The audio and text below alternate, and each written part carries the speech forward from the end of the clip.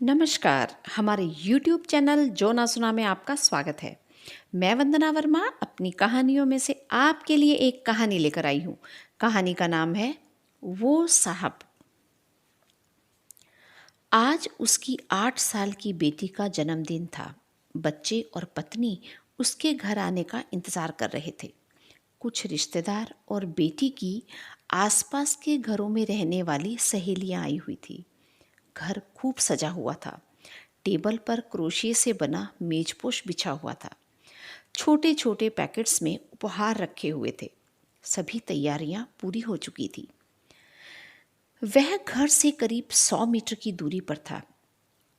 उसे वो वक्त याद आया जब वो सिर्फ 12-13 साल का था। वो एक सरकारी दफ्तर के बाहर एक पेड़ के नीचे बैठा रहता था।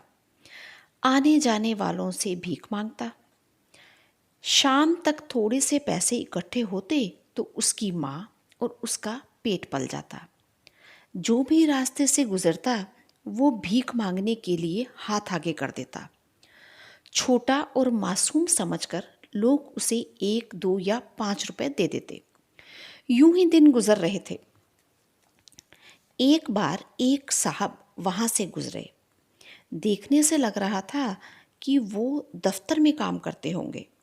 उसने झट से भीख मांगने के लिए हाथ आगे कर दिया और बड़ी उम्मीद से उनके चेहरे की तरफ देखने लगा। उनके चेहरे से लग रहा था कि उन्हें उसका भीख मांगना बिल्कुल अच्छा नहीं लग रहा था। अनमने से होकर उन्होंने 5 रुपए का सिक्का उसके हाथ में रख दिया। 3-4 दिन उन्होंने कुछ नहीं कहा। रोजाना 1-2 रुपए उसकी हथेली पर रख देते। फिर एक दिन उसने जैसे ही पैसे मांगने के लिए हाथ आगे किया, वो गुस्से से डांटने लगे। तुम्हें शर्म नहीं आती भीख मांगते हुए?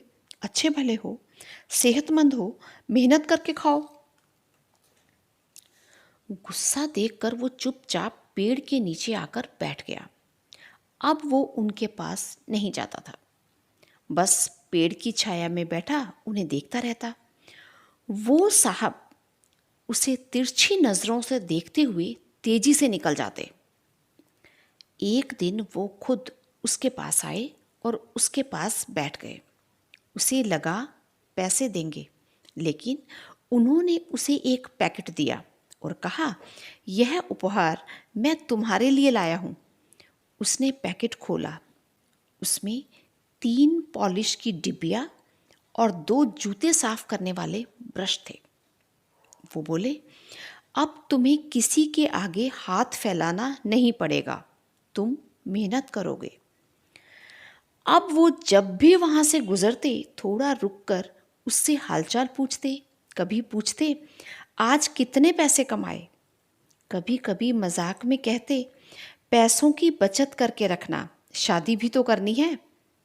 धीरे धीरे पैसे की बचत होने लगी। फिर उसने एक चाय की दुकान खोल ली। अब तो उसके पास पूरा परिवार, पैसे, घर, सभी कुछ था। कुछ समय बाद वो साहब नहीं दिखे। हो सकता है किसी दूसरे दफ्तर में उनका तबादला हो गया हो। हैप्पी बर्थडे टू यू गाने की आवाज से उसका ध्यान टूटा। उपहारों को देख उसे उन साहब का दिया उपहार याद आ रहा था जिस उपहार ने उसे इस मुकाम तक पहुंचाया। अपने साहब को याद करते हुए उसकी आंखें नम हो गई।